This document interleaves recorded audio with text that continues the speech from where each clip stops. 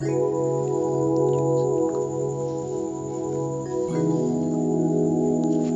Big hello to all. मैं आदित्य श्रीवास्तव आज लेके आया हूँ आपके पास डायरी अननोन मिस्ट्री का एपिसोड 1। So let's begin. ये बात है 1988 की। गुवाहाटी की ठंडी वादियों के बीच सुंदर पहाड़ियों पे घर बने हैं। सुबह के समय दूध वाले, अखबार वाले सब निकल पड़े हैं अपने रोजगार पे।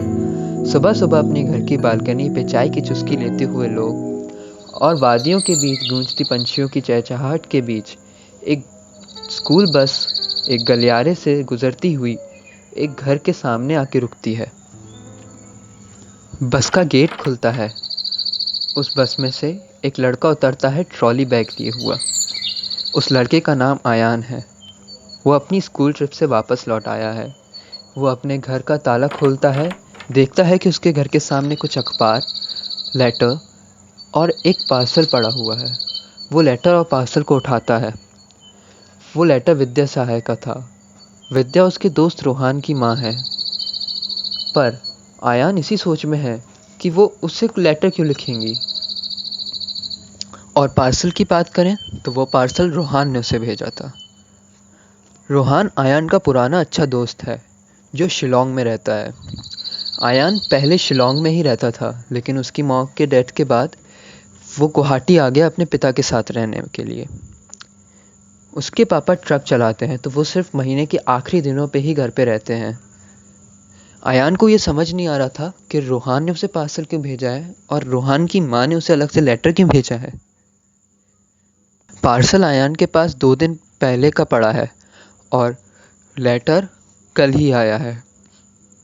जबकि वो स्कूल ट्रिप पे गया था, तो पार्सल और लेटर उसे एक ही साथ मिल रहे हैं। आयान मिसेस विद्या का लेटर खोलता है। आयान उस लेटर को पढ़ना शुरू करता है।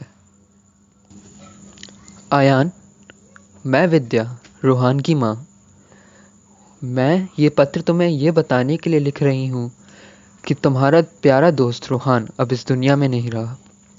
उसने किसी अनजाने कारण के चलते आत्महत्या कर ली। वो तुम्हें अक्सर पत्र लिखता रहता था। वो तुम्हें वो सब बताता था जो उसके दिल में चल रहा होता था। उसने तुम्हें कुछ भी ऐसा बताया हो जिस बात को लेकर वो परेशान हो, तो प्लीज़ मुझे बता दो। मैं उसकी माँ होने के नाते वो कारण जानना चाहती हूँ जिसके कारण मेरे बेटे ने इतना बड़ा कदम उठा लिया। उसके पिता भी इसी तरह हमें छोड़ के चले गए, और अब वो, प्लीज़ तुम्हें कुछ भी पता हो तो बता दो। मैं अपने मरने से पहले ये जानना चाहती हूँ कि मेरे बेटे ने इतना बड़ा कदम क्यों उठाया। तुम्हारे दोस्त की माँ विद्या। आयान को अपने दोस्त के बारे में ये खबर सुन के सदमा लग जाता है। उसे फिर एकदम से याद आता है कि रोहान ने उसे एक पार्सल भी भेजा है, जो शायद उसने अपने मरने से पहले उसे भेजा। रोहान वो पार्सल खोलता है। उस पार्सल में तारीख 3 दिन पहले की थी, मतलब वो पार्सल 3 दिन पहले आया। आयान जल्दी से उठकर उस पार्सल को खोलता है। उसमें एक डायरी थी। आयान उस डायरी को खोलता है। वो रोहान की डायरी थी और उसमें राइटिंग भी रोहान की थी। आयान उस डायरी को शुरुआत से पढ़ने शुरू कर देता है। हाय आयान, आज मैं तुम्हें ये बताने जा रहा हूँ कि मैं कैसे मरा। आयान मेरे दोस्त, अगर ये डायरी मिलने से पहले मैं मर जाता हूँ या सुसाइड कर लेता हूँ, तो वो सुसाइड नहीं होगी, वो एक मर्डर होगा। मुझे लगता है कि कोई मेरी जान लेना चाहता है।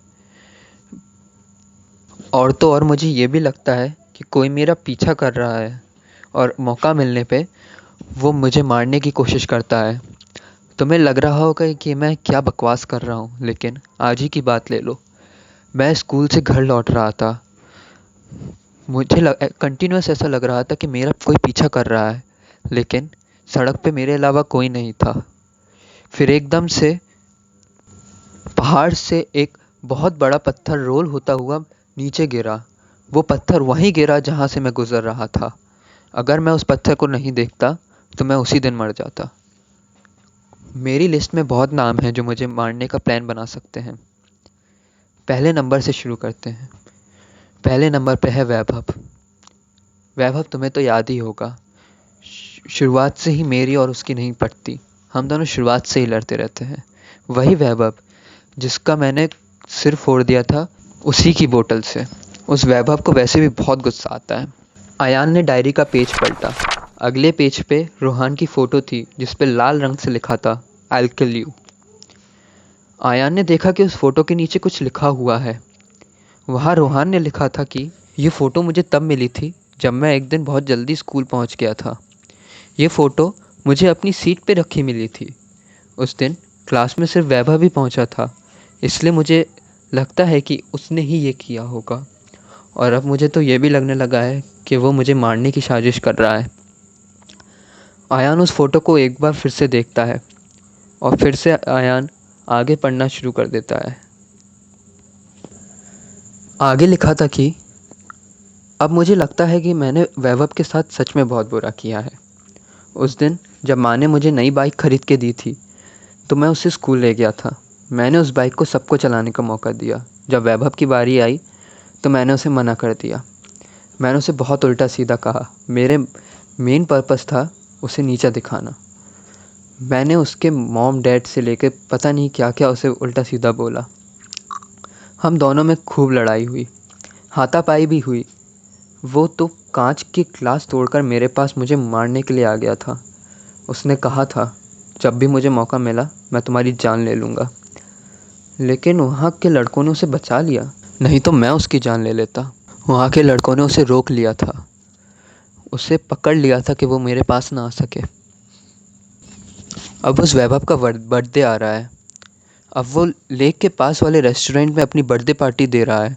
वैसे तो उसने मुझे भी बर्थडे पे इनवाइट किया है, ये कह के कि पुरानी बातों के भूल कर वो मेरा दोस्त बनना चाहता है, लेकिन मुझे उस पर भरोसा नहीं है।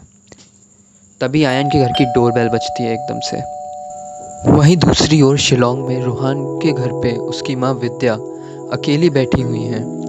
वो अपने बेटे की फ़ोटो देखी जा रही हैं। उनकी आंखों से आंसू निकल रहे हैं। तभी उनके घर की डोरबेल बजती है। एक आदमी पुलिस की वर्दी में है। वो आदमी और कोई नहीं, इंस्पेक्टर राजवत है। राजवत सिंह के ही अंडर रोहान का केस आया है।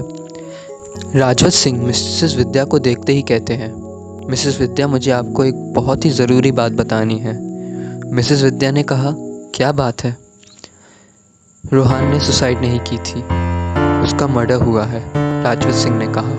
In the sea of night where my soul is real, broken visions let the darkness heal, and the dream of life will surely reside. I can hear your heart, I can touch your skin, feel the whole world breathing from within. I can live it here forever inside.